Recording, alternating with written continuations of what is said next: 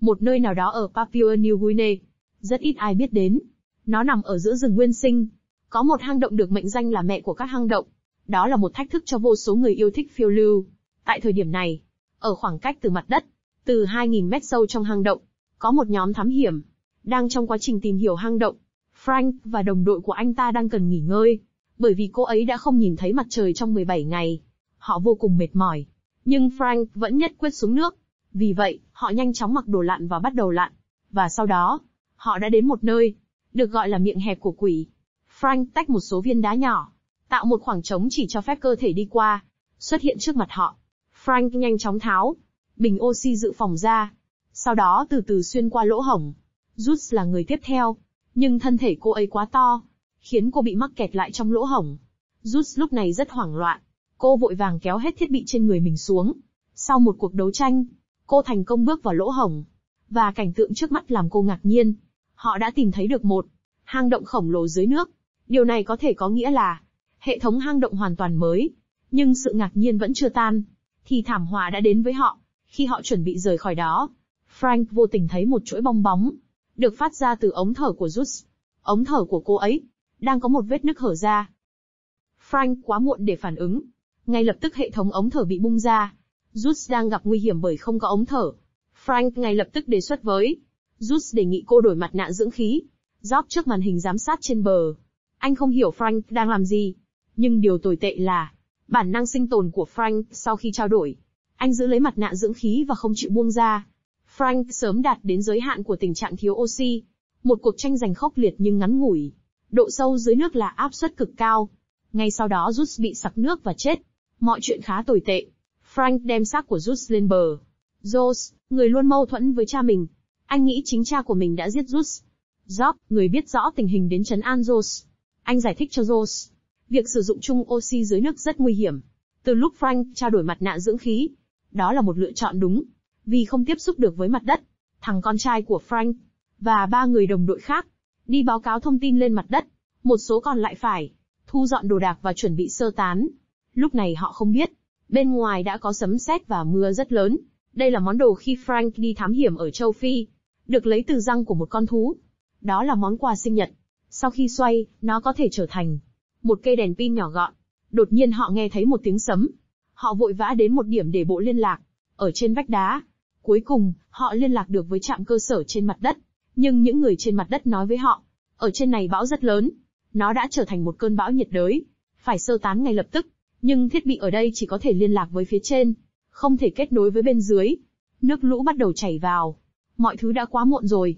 2 người đang nỗ lực vượt qua dòng nước lớn, leo lên động cơ trên dây cáp đến hang động phía trên. Và trong lúc này, Joss đã từ bỏ lối thoát của mình. Anh quyết định mạo hiểm trở lại dưới lòng đất, để đi cứu những người còn lại. Trong khi đó, các bức tường quanh hang động đang chảy nước liên tục. Frank cũng nhận ra rằng có gì đó không ổn. Lúc này, một dòng nước lớn chảy ra từ lối thoát hiểm. Toàn bộ khu trại có thể bị biển nhấn chìm bất cứ lúc nào. Frank dọc theo bức tường đá, leo lên lối thoát hiểm. Lúc này, Joss và một thành viên trong nhóm cũng đang chạy đến. Họ buộc dây vào một tảng đá lớn trên lối thoát. Victoria lúc này đang chật vật, đi đầu trong việc leo núi, dưới tác động dữ dội của lũ mạnh. Tảng đá lớn bắt đầu di chuyển. Các thành viên trong nhóm cố gắng chặn tảng đá bằng cơ thể của họ, nhưng dưới tác động dữ dội của dòng nước mạnh, tất cả chỉ là vô ích. Joss và Victoria bị cuốn vào nước lũ, và những người đang chặn tảng đá phía trước đã bị tảng đá đẩy ra, khiến anh bị đập vào tường và rơi xuống, không biết sống hay chết. Và lối thoát hiểm duy nhất cũng bị chặn bởi những tảng đá. Người đàn ông bị đá đẩy xuống và rơi từ vách đá xuống nước và trôi theo dòng nước, khiến anh ta bị thương quá nặng. Tất cả xương trong cơ thể đều bị gãy, thậm chí không thể giữ mặt nạ dưỡng khí, không có thuốc men, và nước lũ cứ kéo đến càng lớn. Frank rơm rớm nước mắt và nói, đêm cuối cùng đến rồi. Anh ấy lúc này không thể nói được, chỉ có thể hiển thị sự đồng ý qua mắt, để giảm bớt nỗi đau của anh ấy. Cuối cùng, Frank đã nhấn chìm anh ấy để giúp anh ấy ra đi. Frank chịu đựng nỗi đau lớn. Lúc này, Frank cần phải biết mình phải làm gì tiếp theo, phải làm xong trước khi nước lũ tràn đầy nơi này, và cùng những người còn lại thoát khỏi đây. Anh ta yêu cầu mọi người thu thập những vật dụng còn dùng được. Họ phải nhanh chóng tìm lối thoát mới. Nhưng Victoria là một vận động viên leo núi. Cô ấy không biết bơi. Lúc này Frank đề xuất, để cho Victoria mang đồ lặn của Jus đã chết, Vì nếu ở dưới nước lâu sẽ làm cho cơ thể mất nhiệt. Victoria không đồng ý đề xuất. Cô từ chối lời đề nghị của anh ấy. Cô ấy nghĩ điều quan trọng hơn là học cách sử dụng máy thở. Và cô thà chết cóng. Còn hơn là mang đồ lặn của người chết. Không còn cách nào khác. Họ phải mang theo thiết bị lặn để lặn. Đi sâu hơn vào trong hang để tìm lối ra khác. Rồi khi đi qua cái miệng hẹp hòi của quỷ, mọi người đã dễ dàng vượt qua. Chỉ có Victoria là bị mắc kẹt lại ở đó. Cô ấy bắt đầu vật lộn để thoát ra. May mắn thay, cuối cùng cô đã vượt qua một cách an toàn. Nhưng độ lạnh của nước, vì quá sâu nên dẫn ra tình trạng của cô mất nhiệt trong cơ thể. Mọi người đã mang Victoria lên bờ, và ôm ấp để sưởi ấm cho cô ấy. Chỉ sau đó, nhiệt độ cơ thể của cô ấy mới dần hồi phục. Nhưng cuộc khủng hoảng vừa qua, George bất ngờ ngã xuống nước. Frank bước tới để hỏi tình hình. Anh nói dối rằng anh ấy vẫn ổn. Hóa ra George đang bị căn bệnh giảm áp. Ngay lúc này, anh ấy thấy những vết đỏ trên ngực của mình đang dần lan rộng ra khắp cơ thể. Nó có nghĩa là tình trạng của anh ấy đang trở nên tồi tệ hơn. Anh ấy đang khôn ổn. Anh ấy biết anh ấy sẽ không sống sót. Để tránh kéo theo đồng đội, anh chọn cách trốn trong nước và tự tử. Khi Frank phát hiện không thấy George đâu, và liền đi tìm anh ấy. Lúc này anh thấy xác George, và một dòng chữ được khắc trên đá, cùng với các thiết bị anh ấy để lại. Cuối cùng Frank chỉ có thể lấy các thiết bị đó và nhanh chóng rời đi. Sau đó, họ đi dọc theo dòng nước. Nếu muốn tiếp tục đi tiếp, họ phải băng qua được cái hố sâu này. Nhưng cần phải bắt một sợi dây qua đầu miệng hố. Và con trai của Frank tình nguyện làm điều này. Việc băng qua đầu miệng hố lúc này là rất trơn. Frank thẳng thắn từ chối George. Lúc này, Victoria, người có kinh nghiệm leo núi, nói với Frank. Kỹ năng leo núi của George cực kỳ giỏi. May mắn thay, George đã rất khéo léo, và đã băng qua miệng hố thành công. Lúc này đến lượt Victoria phải băng qua. Do bị hạ thân nhiệt, khiến ngón tay của cô ấy bị cóng và chưa được hồi phục. Hầu như không thể giữ dây an toàn trên mặt đá. Tại thời điểm này, đèn pin của K vô tình chiếu vào mắt của Victoria, khiến cô trượt chân ngã xuống. Điều tệ hơn là, tóc của cô ấy bị mắc vào thiết bị. Cô ấy lúc này đang rất đau. Cô ấy đang bị mắc vào thiết bị kéo dây. Cả người treo lơ lửng trên không.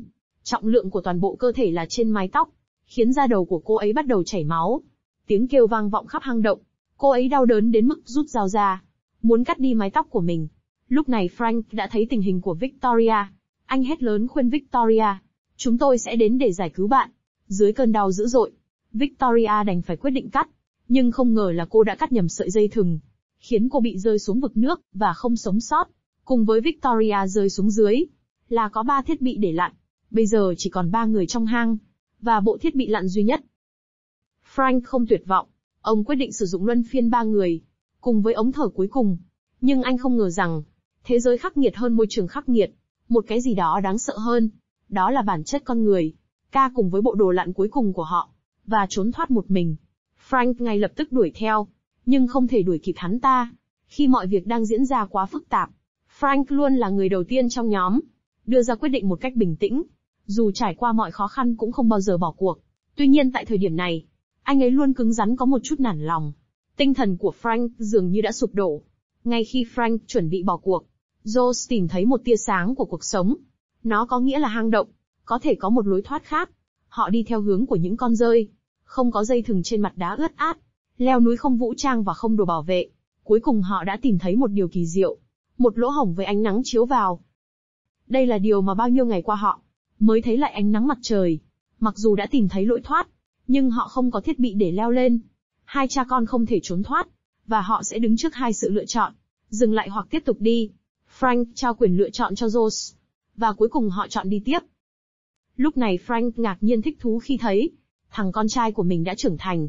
Trong lúc đang đi, họ đã gặp K, người đã bỏ trốn lúc đó.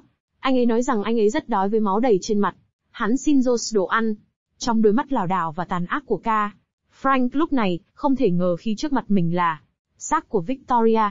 Một cánh tay của Victoria đã biến mất. K đã ăn nó khi quá đói. Sau khi phát hiện ra sự thật này, Frank từ chối đi với K, và lấy đi bình oxy nhỏ dự phòng cuối cùng. Bất ngờ, K tấn công Frank từ phía sau. Trong một cuộc chiến bạo lực, thật không may, lưng của Frank bị đâm xuyên qua những viên đá sắc nhọn trên mặt đất. Lúc này George lao lên, và ném cây đèn dầu vào người của K. Sau đó đẩy anh ta xuống nước. Khi K sắp ngạt thở chết, George nhân tính tha cho anh ta. Nhìn cha của mình đang đau đớn nằm dưới đó, anh tức giận và nói với K, chúng ta còn sống tới bây giờ là nhờ ông ấy.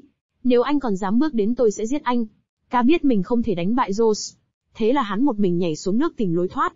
Đây là lần đầu tiên con trai khẳng định cha mình. Nhưng cuộc sống của ông ấy đang dần kết thúc ở đây rồi. Ông cầu xin con trai mình giúp anh ấy vượt qua hành trình cuối cùng, như anh đã từng làm với các thành viên của mình trong nhóm. Trong hang động tối tăm và sâu thẳm, Joe đã khóc và run rẩy, dìm cha mình xuống nước bằng chính đôi tay của mình. Sau khi cha ra đi, Joe với bình oxy nhỏ cuối cùng trên tay, lặn xuống nước sâu. Thỉnh thoảng anh sẽ lấy một hơi để tiếp tục. Lúc này Joe phải bước qua nỗi sợ chết, phải vượt qua mọi cản trở. Cơ thể dần ngạt thở. Anh cố gắng tiếp tục, thậm chí còn không biết mình đang bơi đi đâu. Không có nguồn sáng. Anh lấy chiếc nanh trên vòng cổ ra, và trở thành một vật sáng. Đó là một món quà từ Frank tặng cho anh ấy. Anh đã từng nổi cơn thịnh nộ để phá hủy nó. Nhưng bây giờ nó đã trở thành nguồn sáng duy nhất trong bóng tối. Joe đang dần dần mất sức. Anh hít hơi thở cuối cùng của oxy. Vì bình oxy đã cạn kiệt, anh duy trì sự sống bằng cách hít thở những ngụm nước này. Tình trạng thiếu oxy trầm trọng khiến anh mất tập trung. Những ngày kiệt sức và áp suất cao dưới nước khiến anh vô cùng mệt mỏi. Ánh sáng mặt trời thấm vào nước. Lúc này Joe đã tỉnh dậy, sử dụng hơi thở cuối cùng của mình ra khỏi địa ngục tối tăm. Trước mặt anh là một biển rộng, và mặt trời soi chiếu chói lóa. Không khí căng thẳng xuyên suốt bộ phim, nghẹt thở với những cảnh lặn trong phim, làm cho bạn cảm thấy như bạn đang ở đó. Không thể không cảm thấy. Vậy là đã hết phim rồi. Sẽ như thế nào nếu các bạn bị kẹt trong hang động khổng lồ? Cảm ơn các bạn đã xem hết video review của mình. Xin chào tạm biệt và hẹn gặp lại.